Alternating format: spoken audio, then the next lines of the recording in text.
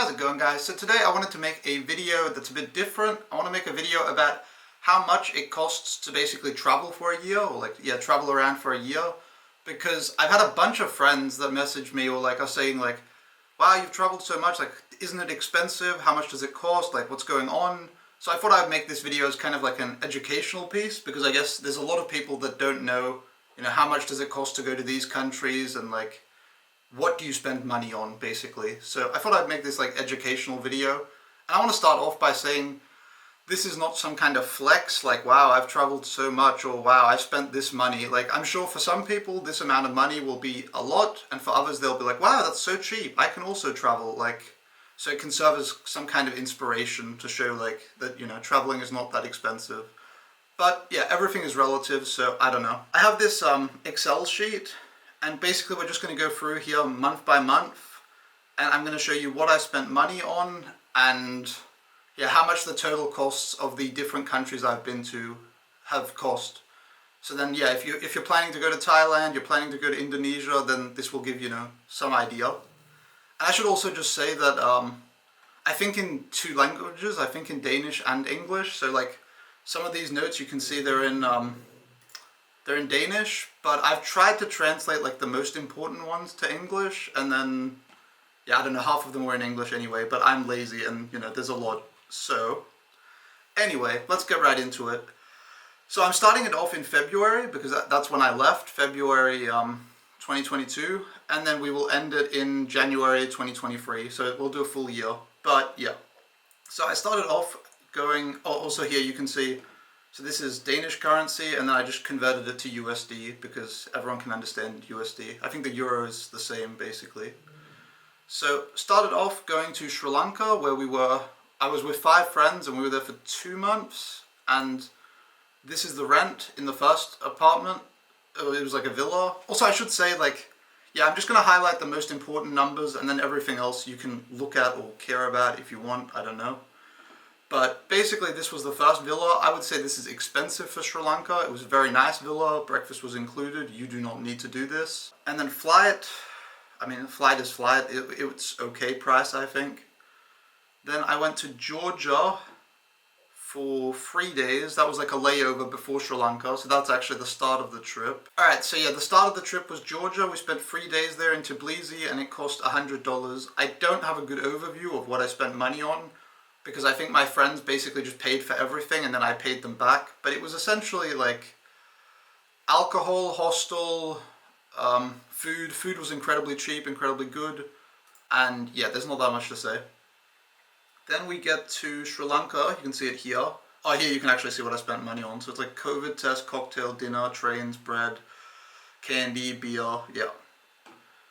Then we get to Sri Lanka, you got taxis, shampoo, tuk-tuks. So if I click here, you can see the local currency. So I guess we pay 25 for a tuk-tuk, 400. If that's interesting to you. Then we're in Sri Lanka as well in March, and this was the second rent. So this one was, yeah, cheaper, but I still think it's, you can definitely do better in Sri Lanka. But again, we were 5 people in some nice villas. We had a swimming pool. I think it was nice, so it's whatever. Then, yeah, here you can see what a dinner cost. I think this is a very typical dinner, a kotu.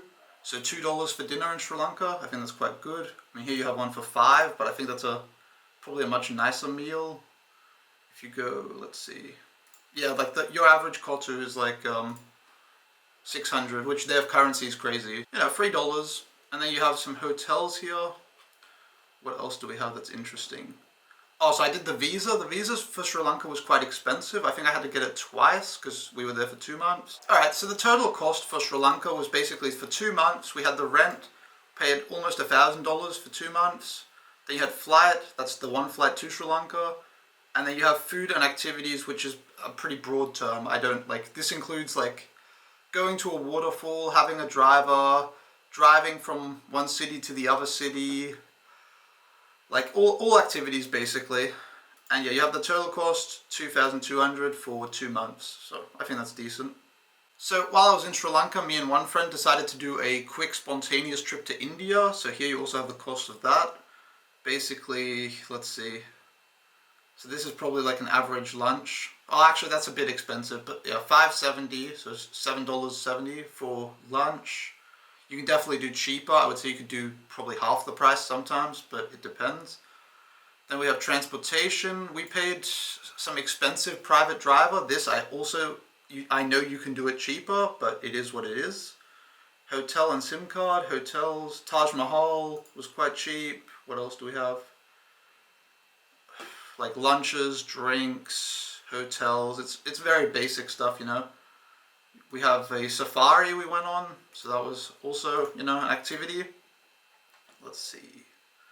Dinner. Yeah, so I would say this is a pretty average dinner, like $5. And that's a nice, like that's where you're trying to go to a nice restaurant and not get food poisoning. Yeah, you just see like food, water, food. That's basically all I spend money on. Then you have the other Sri Lanka visa here. So the total cost of the India trip was 10 days. We paid $45 for hotel rooms.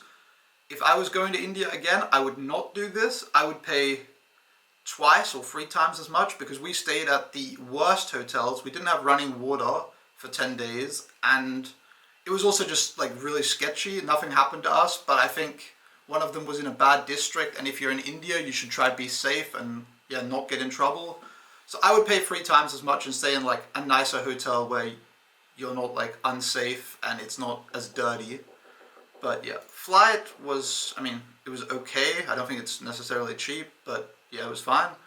Food and activities, like there were so many entry tickets in India. Everything cost like $10 to get in, and there was a lot of tourist things, so that is what it is. And then I think also we paid for drivers and stuff like this. So in total, $780. I think this can be done so much cheaper. We did take some local trains and things like this, but you can definitely do India so much cheaper. I think the food budget, you can probably cut it almost in half, but again, you kind of have to worry about like sanitation and not getting food poisoning. The driver, you can definitely do cheaper, and then yeah, maybe hotels is a bit more expensive, but I think this is an okay number. So then in April, end of April, I flew from Sri Lanka to Singapore, and then you can see it here. So I think this is a pretty normal lunch, I would say. So $5. I think Singapore can be very expensive, but it can also be cheap, like the food, if you just eat at like the hawker stalls, things like this. And that food is very nice. So here you have one that's like $20. I don't know what that is. Here you have another one that's like $8. So I think $10 you can eat some nice food. You have an entry ticket for Gardens by the Bay, so you know, activities. Just a bunch of snacks, breakfast, bubble tea, lunch, tea, bubble tea, chicken. Yeah, not so interesting. I think the public transport here, you can see, I don't know if this is, I think this is what I paid in total for the 10 days public transport, maybe? I'm not sure. And then here you can see, so this is like some boring costs. You have travel insurance I pay each month. Then you have like the Airbnb in Bangkok, which we're coming up to later. But yeah, basically Singapore was just a ton of food and drinks. You can see all the money here. It's just drinks, chicken rice, carrot cakes, Coke, basically. So if we look at the total costs for Singapore, it was also 10 days, just like India, and it cost almost the same price as India, which that should tell you that, you know, something is wrong. Like, I either lived very cheap in Singapore or I lived incredibly expensive in India, because these two countries should not at all be the same. But yeah, so we stayed in a hostel that was actually, you know, it was clean and nice, but it was like, you know, the cheapest accommodation. Flight was okay, I would say. And then, yeah, I think I just spent a bunch on food. But again, I did it cheap. I did all the hawker stalls, the like cheap food. You can definitely ball out on way more expensive food. So I think $800 for Singapore is probably good. $780 for India is probably pretty terrible. But yeah. So then we arrive in Thailand, I think. So you can see basically it's the same, like my budgeting is the same thing. It's just snacks, breakfast, Pepsi, Metro. What else is interesting? I don't know what to point out. Like, it's just, you can see, it's just a bunch of drinks and dinner. I guess it's interesting to see what a dinner costs, like 60 baht, so $2 for dinner. I think that's not too weird. Like, you have one here as well. 60. What else? Dinner. This one cost 150. What else? Lunch. 130. So yeah, all the dinner in Thailand is basically cheap. Then we have another plane. And we have some... Oh, so this was nice. This is like a Michelin dinner, which was also cheap, like $14, you know.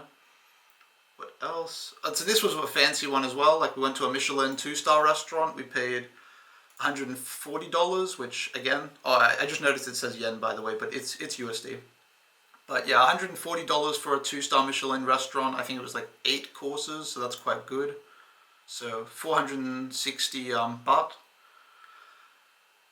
And yeah, here you have some activities if you want to see what those cost. So you have, yeah, price of a driver, national park fees, things like this. Alright, so the cost for Thailand was, for 1 month, it was $255 in hotels. I think we did 3 weeks in an Airbnb and then 1 week in hotels. And then, yeah, you have the flight, $200. I think getting around Asia once you're there is obviously cheap. And then, yeah, food and activities. Again, this is kind of a very broad like definition, but it's basically everything. And I mean, you have like a $200 Michelin meal in there. So 1,300 for Thailand. All right, so then we get to June where I was in Indonesia, I think. So then you have like boring payments, travel insurance. So this is the Airbnb in Bali. We paid $229, and that was decent Airbnb, I would say. And then yeah, you see it's same thing. So a dinner costs, I guess, $4. Actually, no, that might still be in Thailand, to be honest. Let's see. Dinner. Yeah, this is, alright, so this is Indonesian currency. So 55k, so that's $4. You have another dinner that's only $1 somehow. I don't know what I ate. You know, yeah, I think most of the dinners is like $4. You're paying around like 50, and that's for like local food. Then if you eat like touristy food, you pay double. Yeah, you have like the price of a driver, price to go to a waterfall, things like this. Alright, so in July I was also in Indonesia. I think I started traveling alone. So here you have like, this is the price of a activity, like a volcano. I think, actually no, this is one in Bali, yeah, volcano. Then you have monkey forest, snacks, drinks, breakfast. Like the same thing basically the whole time. Bus to some place, so $15 bus. The buses in Indonesia were quite good, I would say. Hotel room, trains. Basically just a lot of drivers, buses, trains, and dinners. So I guess, yeah, this you could see is like a typical meal as well. So this one costs like $2. And here's another one that's like $1.30 for a meal. So Indonesia was very cheap if you don't go to the terrible like touristy restaurants in Bali. Especially, yeah, if you go to like Java or something. Restaurants are so cheap and so nice. Different hotel rooms. So this one was $40, but I don't know how many nights this is. I think it's like 3 nights. This temple, I think it's expensive, $15. That's probably with a student discount too. I was not a fan of that. A train, another hotel room. Then I bought a new camera, which is the one I'm filming the video with, so that's obviously like super expensive. Alright, so that's the end of Indonesia, and if we go to the total costs, you can see it was a month and a half, and I spent $4,200, but that's because I paid $2,100 for a camera, and I paid like $300 for a visa. So this you kind of have to like not take so seriously, I would say. So hotels, cheap, I guess. Flight, that was also good to get to Indonesia.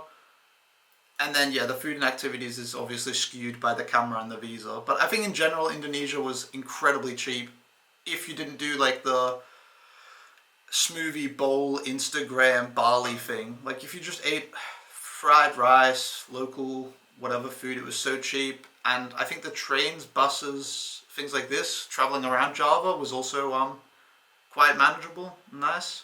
Alright, so that leaves us to the end of July. So this was when I finished my university work for the summer and I started traveling a lot, I guess. So first I went to Malaysia, and here you can also see it's basically like same thing. I spend on the metro, it doesn't cost anything. Let's see what a dinner costs in Malaysia. Typical dinner, maybe $2, so that's obviously very cheap, or $1.50. What else do we have? Here's one, okay, $7, so that's a bit more. Dinner, $3, so very cheap. I don't think, yeah, I didn't really buy it. Like, I just walked around Kuala Lumpur and just ate a bunch of food, so not too interesting, I would say. You have a bus ticket, also cheap. So the total cost for Malaysia was 130 in hotel rooms. I think that's good. I remember it being cheap, and this was also a nicer room, because some of the hotel rooms I stayed in Indonesia were probably like the worst I've ever seen. And like I said, the ones in India, there was not running water and it was dirty. Like, there's definitely a difference in price and quality of the hotel rooms. I would say Indonesia, terrible. India, terrible. And again, it's also because I'm buying the cheapest. Singapore, it was expensive but good and like clean. And yeah, Malaysia was also good and cheap, so that was actually a good one. Flight was cheap to Malaysia from Indonesia. And yeah, I went to Kuala Lumpur, Malacca, and that's it. And then yeah, food and activities I also think was cheap. Like, the food was quite cheap. So $620 for 9 days. So if you compare that to, the 10 days in Singapore, 10 days in India, it's obviously better. And then we go to Korea for August.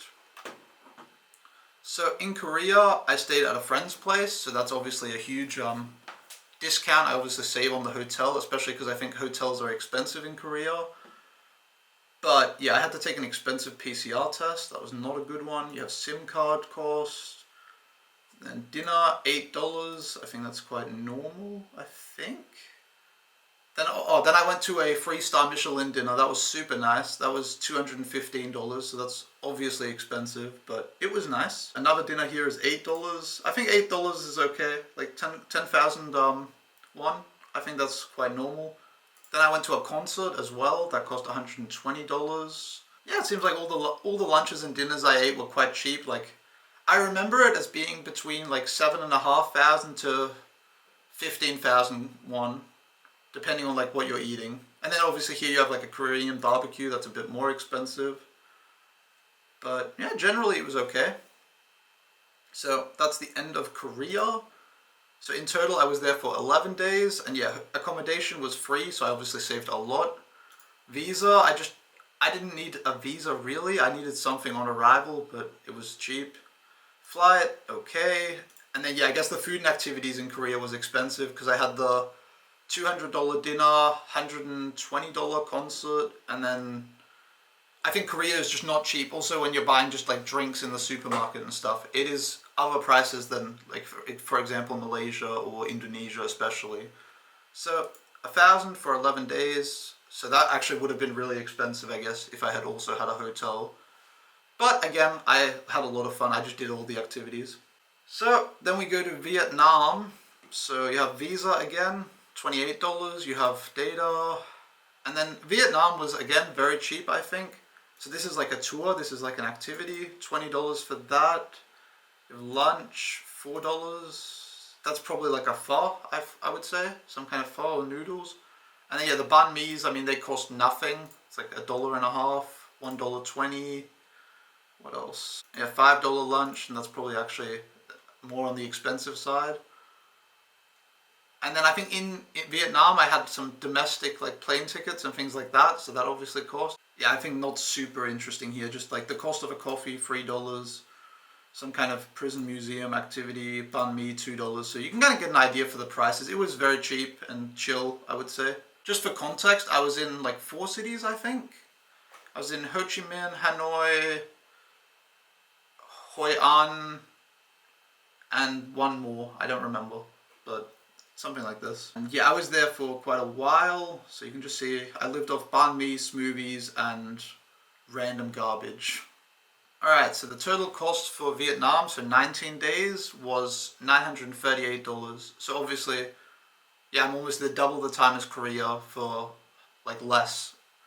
Visa, incredibly cheap. Hotels were quite cheap, and actually the Vietnam hotels were even better than the Malaysia hotels. I think of all the places I was like traveling, I think the Vietnam hotels were really nice. I stayed in one in Hanoi for quite a while. Actually, all the hotels were clean, nice, good stuff. I really liked the hotels in terms of like the price to the quality. Flight, decent. Food and activities, decent. I think I lived pretty cheap. I just ate like the cheapest food, I would say. And then we get to September. So in September I went to India for an internship.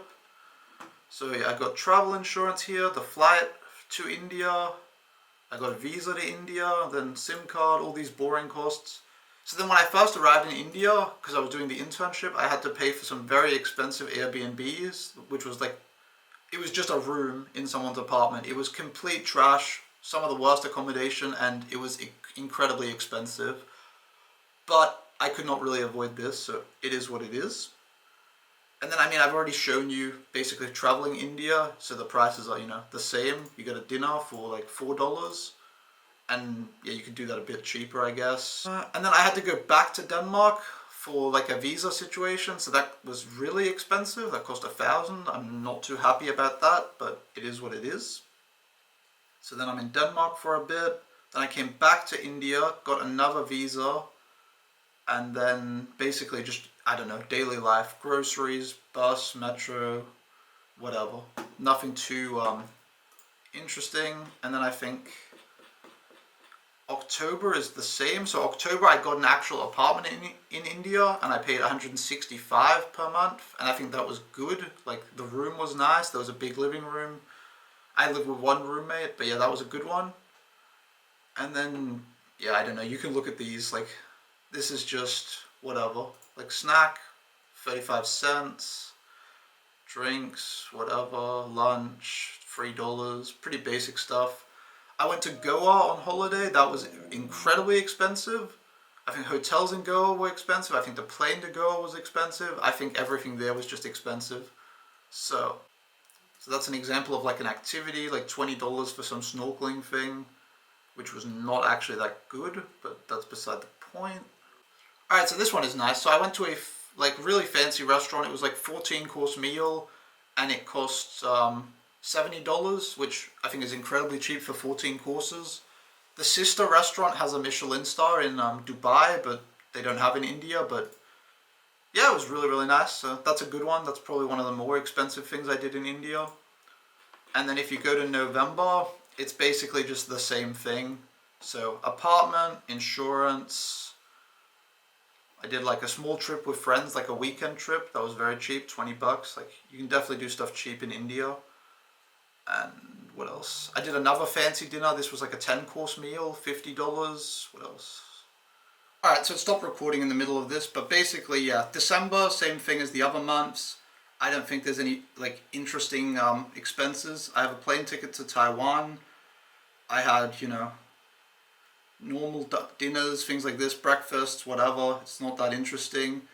I bought a Blackpink concert in Taiwan, which was $240, so that's also expensive. And then I bought a bunch of domestic travel, so plane to Jodhpur, train to Jaisalmer, bus to Ahmedabad, and yeah, not really the most interesting expenses. And then if you go to January, then you have the rent for India again, you have rent for Taiwan. I got quite lucky with a apartment, so that cost is pretty good, I think.